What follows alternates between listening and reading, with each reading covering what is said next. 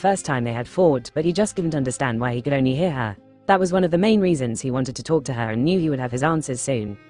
He soon let go of her while angling her towards the sky, and she got flung upwards into the air as she roared in fear and apprehension.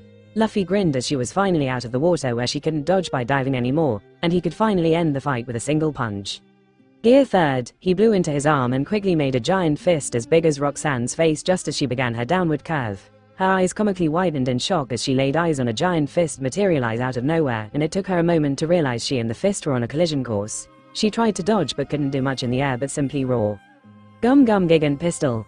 Give up. Luffy heard her voice again accompanied by the pain, but it was just before his fist made contact with her, so he couldn't stop. Roxanne had closed her eyes accepting defeat already, and when the fist made contact, she got flung higher up and she felt her mind almost black out because of the pain. She did another upward curve before unceremoniously dropping back into the sea.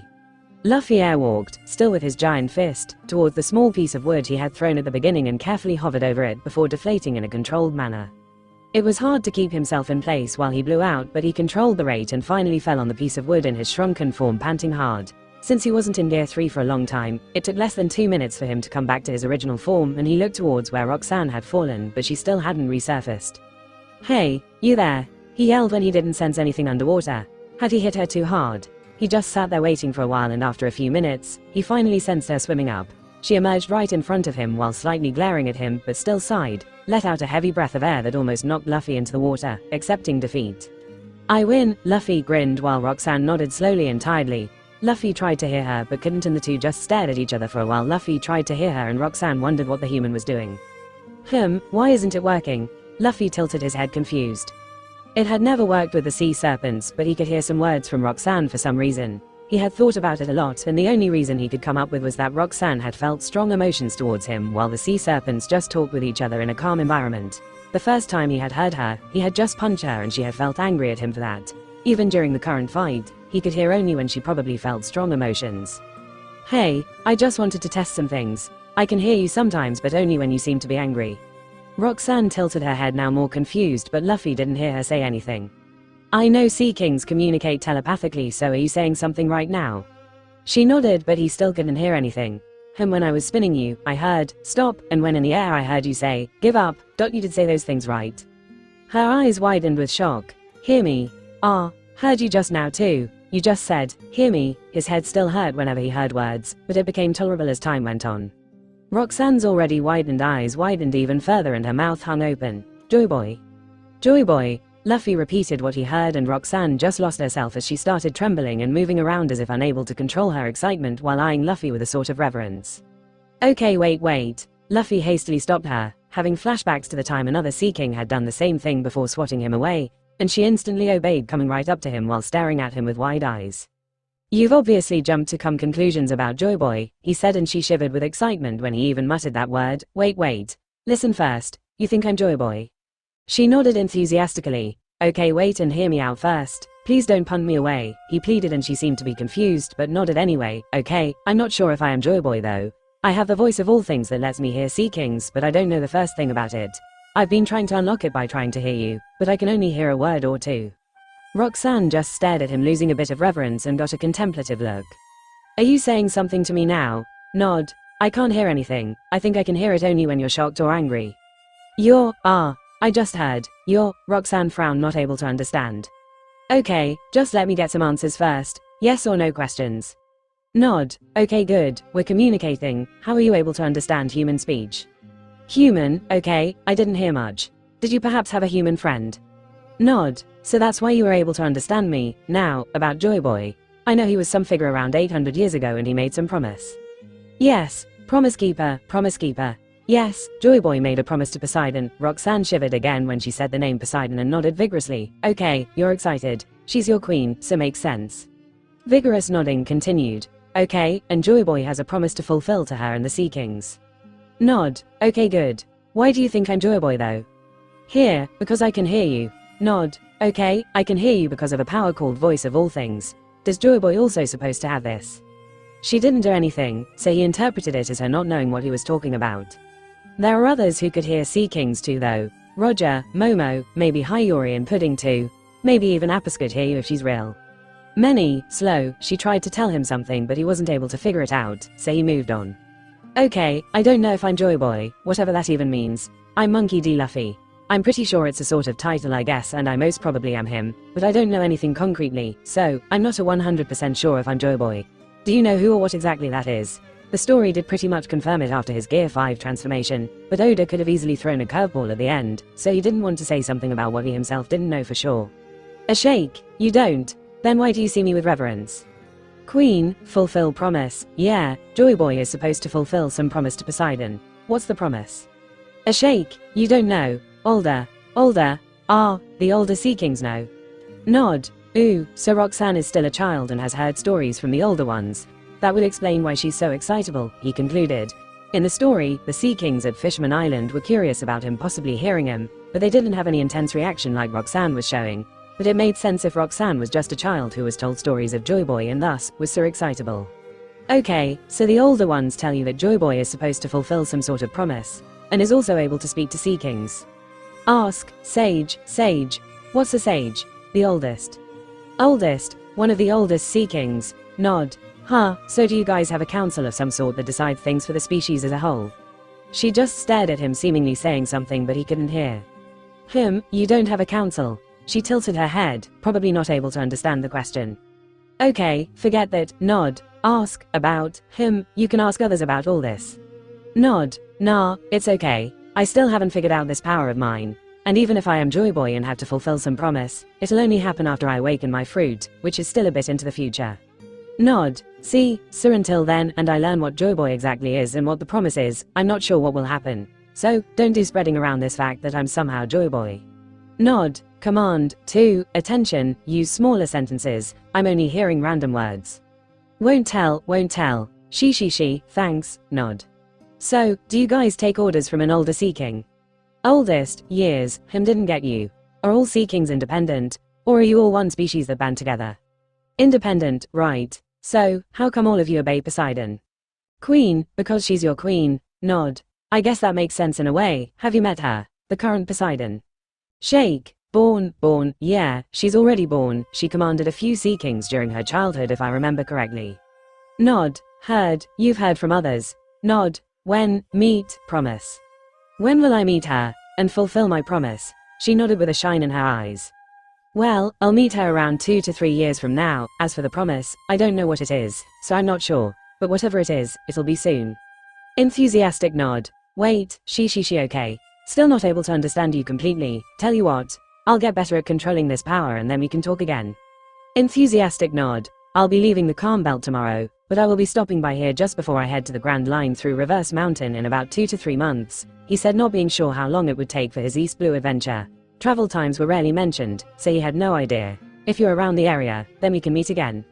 Nod. Okay, good. For now, some more yes or no questions if you don't mind. Nod.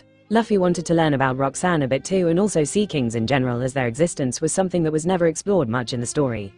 Through lots of trials and errors, he found out that Roxanne was a really young Sea King of around 100 years old. A majority of them are born in the Calm Belt and usually leave it when they reach around 120 years old, so Roxanne was like the oldest kid around. They didn't have names either, but she accepted the name Luffy had given her quite happily. Sea Kings weren't like a single species either, so they didn't have any sort of bond as a species like humans or fishmen. It was pretty much every Sea King for themselves kind of thing where the strongest survived. The Calm Belt seemed to be neutral ground as it was a nursery almost, but anywhere else, they were on their own. Of course, some banded together as friends, but that was up to the individual Sea Kings. He also found that Roxanne had a human friend when she was very young, and thus, she understood human speech. They had already died around 50 years ago though. Responses to some questions like, who exactly Joy Boy was 8 centuries ago, or how the world was 8 centuries ago during the Void Century, seemed to be very long and he couldn't hear and comprehend much of what she was saying. He also told her about how a Sea King he had talked to earlier had gotten angry at him for mentioning the name, Joy Boy, and asked if she knew the reason. She did say something, but he wasn't able to understand it. His theory was that the world government, or someone else who knew of the name, at some point in the past had tried to trick Sea Kings by using that name and had tried to befriend, order them. And thus, it had gotten angry at him thinking he was also someone who was tricking it. Roxanne said something about that theory, but again, he couldn't understand. He hoped he would get good enough by the next time he came to meet her so that he could hear more and understand what it was. He spent pretty much the entire day talking with her, and only when the sky darkened considerably did he put an end to the conversation. Okay, I think we should call it a day, nod. As I said, I'll be near the Calm Belt while heading towards Reverse Mountain, so if you're anywhere near there, we can meet again. Nod. Luffy stood up preparing to airwalk back, but Roxanne just submerged and re-emerged from under him, picking him up on its head. Allow. Okay, Luffy sat down while Roxanne headed towards the Kuja ship. Luffy had paddled together with Roxanne also pushing his makeshift raft the entire time they talked, so he hadn't lost sight of the ships. I know you think I'm some sort of reverential figure in your eyes. Nod, but I would prefer it if you treated me like a friend. Roxanne paused as her eyes darted upwards towards him with excitement. I'm gonna assume you said you want to be my friend. Nod. Okay, good. Roxanne soon reached the Kuja ships and the sea serpents eyed her cautiously, but seeing Luffy, they didn't attack. They had seen the whole fight and also how the two had apparently talked the entire day. Seeing Roxanne nodding and shaking, they thought that Luffy was just asking yes or no questions as he did to them, so they didn't suspect anything about Joy Boy. Luffy had told Roxanne to keep it a secret as he didn't want to be known as Joy Boy when he had no idea what exactly that was. So until he knew for sure, it didn't feel right for others to call him Joy Boy. Besides, if he is Joy Boy and was forced to fulfill some promise he didn't even know, or if it was something he didn't want to do, he wouldn't do it. Roxanne gently faced the deck where the women were warily looking at her, and Luffy jumped off and landed on deck. See you soon, Roxanne. Goodbye, Roxanne bowed gently once before submerging back into the sea. Wow, did you befriend it? Sonya asked, coming up to him. Yep, we saw the fight, poor thing being flung in the air like that. She we made up after, so we're cool, Luffy. Hancock called out to him from the other ship, you're finally back. Come and have dinner. It's a feast tonight. Food, Luffy yelled, running into the kitchen, getting an exaggerated sigh and a fond smile from Sonya and Hancock respectively. Oh, after a night of partying, Luffy was standing on deck the next day as the Kuja ship was near the edge of Calm Belt and he could finally see the East Blue again. He was finally back with just under 2 months left until his birthday. Just a little more now. The Kuja gave him a dinghy and the navigator told him the general directions to Loggertown as that was the only island they knew about that Luffy could recognize. After saying goodbye to all the women he had befriended over the last month, he stood on deck ready to leave. Luffy, Hancock said sweetly as he said his goodbyes to her, you know the Kuja have a rule of not allowing men on the island, right? Aha, well, I hereby declare that you are exempt from that law. You will be welcome to our island anytime you wish to come. She thanks. I'll come to visit sometime, Luffy said with a smile, already expecting it. I'll be waiting, Hancock nodded with a smile. Sonya stepped up next. Since you're serious about becoming Pirate King and all, I'm sure we'll run into each other. So, see you around, beast. Luffy grinned as he held a hand out for a handshake and Sonya took it with a smile, but as soon as she touched his hand, she got shocked and jerked her hand back. What the hell? Luffy laughed as she showed her a black baton-like thing he was hiding on the underside of his forearm with electrified iron rods at his palm. Cool, huh? It's called a taser staff. It was the one that Reiju had. Luffy had kept playing around with it like it was a wand, so she had given it to him since he liked it so much. He had plans for it though, so had made sure to keep it safe along with the log poses and had only taken it out now to prank Sonya one last time. Sonya smacked him a couple of times for pulling that prank while he just laughed. I couldn't pull too many pranks on you, but I'll have plenty of prep time the next time we meet, so be ready. Oh, I'll have prep time too then. Sonya said challengingly, I'll show you what a prank is the next time we meet. She okay. Leah stepped up next and gave him a big hug. I'm gonna miss you. Yeah, I'ma miss you too. Sure you don't want to come with me and join my crew? We're gonna be having epic adventures, you know. Hey, don't steal Leah, Sonya protested. Sasasa, yeah, I'm tempted to, but I'll stick with the Amazons. Well, okay then. If you change your mind, you know you have a place with me. Thanks and be safe, Leah said, kissing him on the forehead before letting him go. A few women took one last chance to stretch him while saying goodbye and Luffy soon jumped into his dinghy. Stay safe and happy, guys. See you around. Bye, sea serpents, he yelled as he rode quickly into the East Blue while the women waved back and the sea serpents nodded in acknowledgement. Roxanne emerged just as he left while waving goodbye with her tail. See you, Roxanne. Oh, Leah finished dinner, already missing Luffy's usual loudness, that night and she was about to head back to her doctor's office when Hancock stepped into her path. Ah, Snake Princess, Leah greeted bowing politely. Need to talk. Come, Hancock ordered her before turning and walking to her room. Leah was confused at the seeming coldness in her voice and wondered if her mind was playing tricks on her as she followed behind her.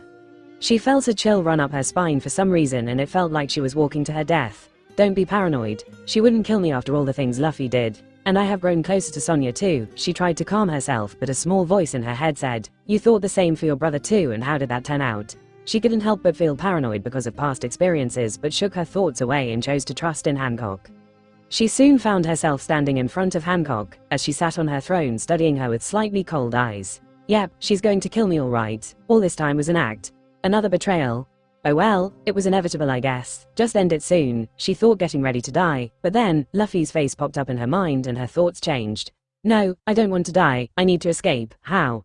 Look for a Leah, Hancock said coldly while Leah continued thinking of ways she could escape. What's your relationship with Luffy?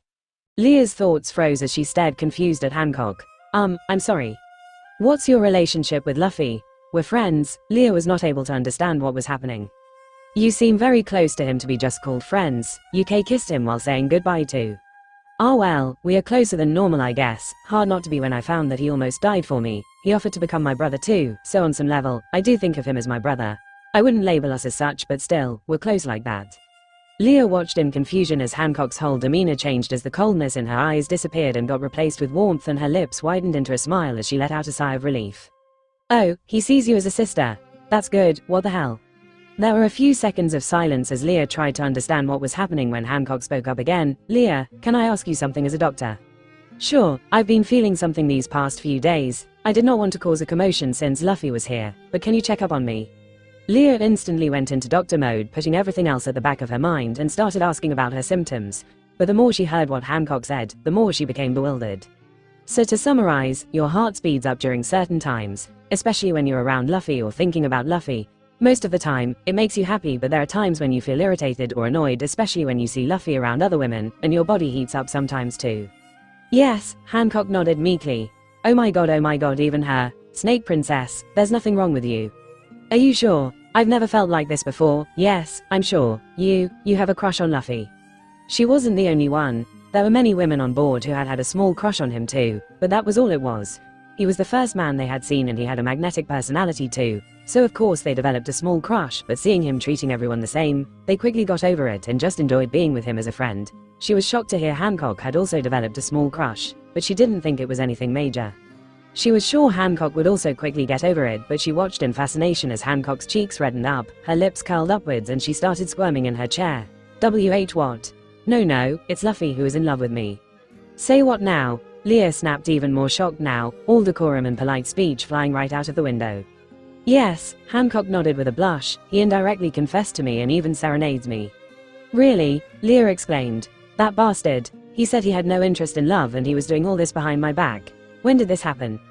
The day after we came back from that island, he said he would change the world for me, and during meal times, he keeps singing love songs for me, Hancock mumbled softly, covering her blushing face. Wait, what? Leah became confused again. She had heard from Sonya about what Luffy had said about changing the world and doing something that would make sure they wouldn't have to be ashamed or afraid of the brand anymore.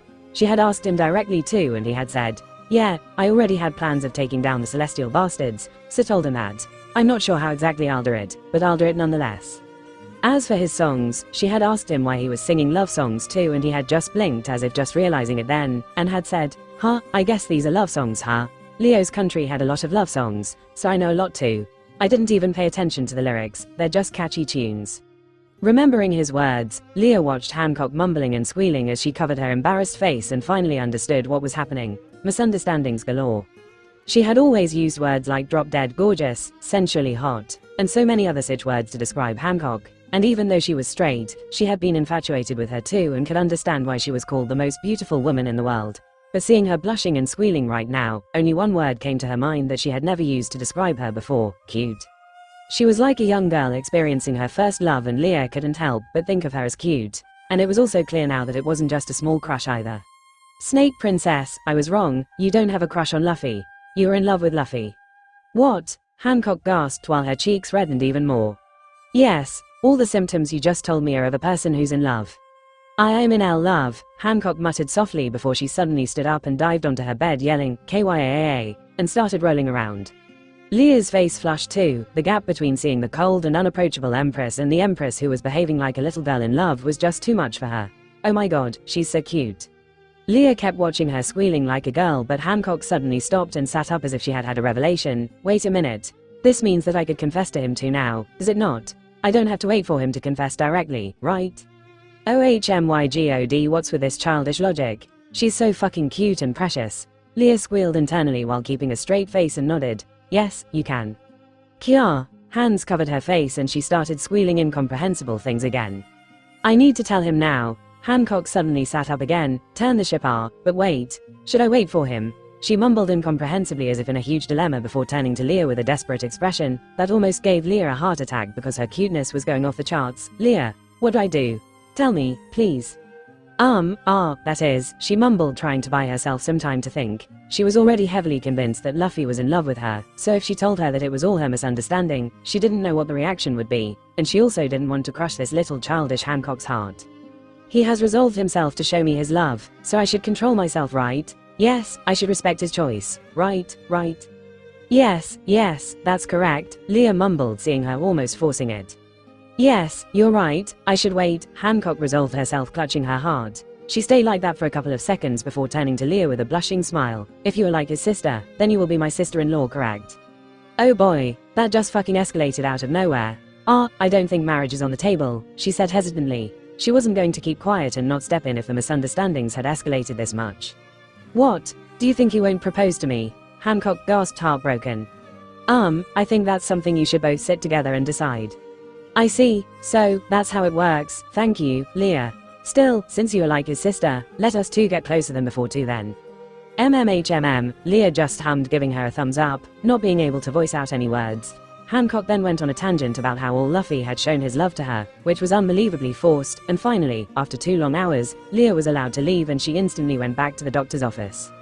She locked the door upon entering and immediately pulled out a transponder snail to call Luffy. Oh god, please connect. Unfortunately, it didn't, and Leah slumped down in her bed thinking about the whole thing. She tried hard but couldn't hold it in anymore and burst out laughing. Sussus's. How had she not seen it up until then? Now that she thought back on it, Hancock had changed so much with Luffy around, so she couldn't believe she hadn't noticed it before. But then again, almost all of them had changed. Sonya had changed, the Kuja pirates had changed, and Sir Hancock had somehow slipped under their radar. And she couldn't believe that what she thought was Hancock betraying and killing her at the beginning was Hancock just being plain jealous of her. She thought back to how she had reacted when she thought she was about to be killed and smiled softly. Just under a month ago, she would have resigned herself to her fate and accepted death, but now, when faced with death, she had thought of ways to escape. I've changed too, I want to live. She smiled warmly thinking about him but soon fell back on the bed giggling as she imagined his face if he found out about all this. Can't wait for the reunion. It's gonna be so much fun. Sasa. As much as I did.